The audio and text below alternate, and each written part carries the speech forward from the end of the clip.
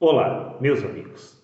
Vocês pensaram que os mistérios acerca da ressurreição dos mortos já haviam sido todos revelados? Não, meu amigo. Nós a recém estamos tateando no escuro.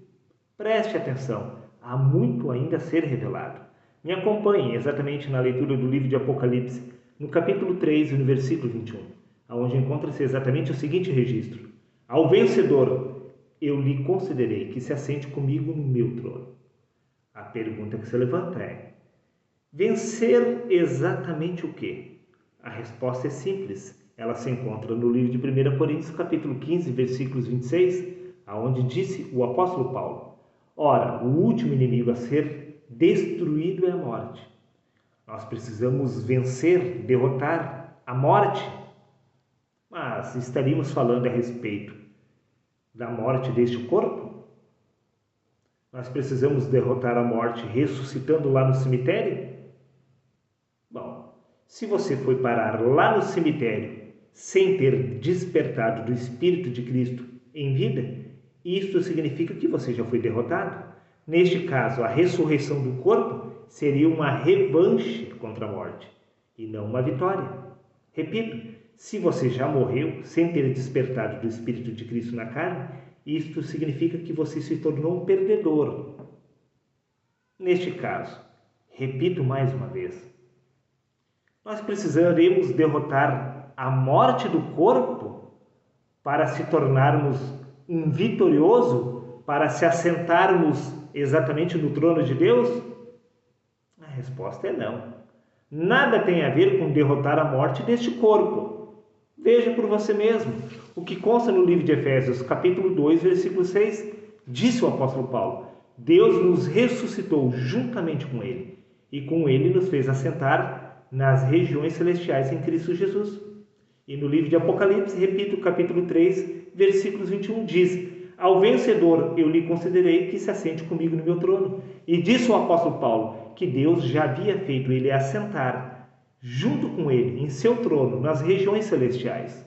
Isso significa que o apóstolo Paulo já havia derrotado a morte, mas não a morte do corpo.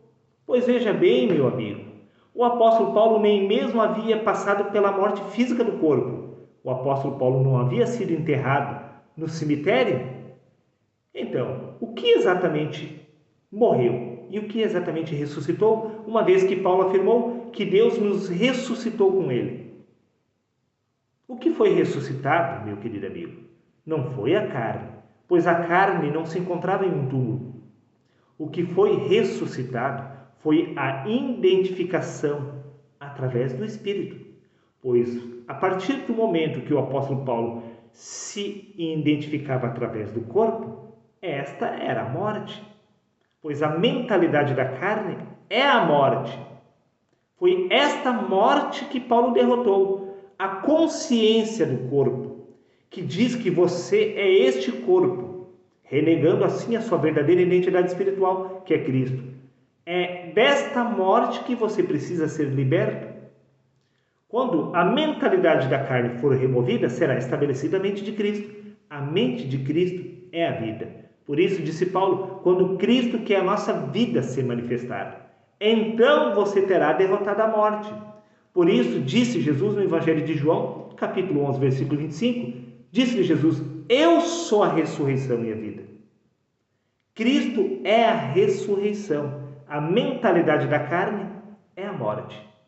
Nada tem a ver com ressurreição do corpo. Nada tem a ver com derrotar a morte do corpo. E sim, derrotar a identificação com a carne. A verdadeira morte nada tem a ver, repito, com seres humanos sendo enterrados no cemitério. Do contrário, Jesus não teria dito: deixa os mortos sepultar os seus próprios mortos. O homem que se identifica através dos pensamentos da carne se encontra exatamente morto, cego, dormindo na carne.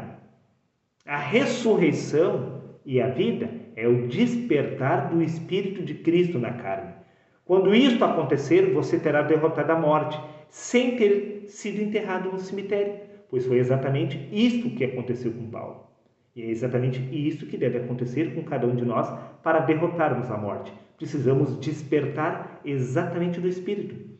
Por isso, Jesus afirmou no Evangelho de João, capítulo 3, versículos 6 e 7, necessário vos é nascer de novo, pois aquele que nasceu da carne é apenas carne, mas aquele que nasce do Espírito se torna um Espírito. O Espírito é eterno, o Espírito é imortal. Você nasce do Espírito aqui, você derrota a identificação com o corpo aqui, quando você desperta do Espírito de Cristo na carne.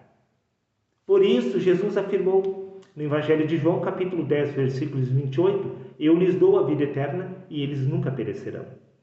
Os apóstolos, eles não receberam a vida eterna porque os seus corpos ressuscitaram lá no cemitério, mas porque eles compreenderam que eles eram o Espírito e não exatamente a carne.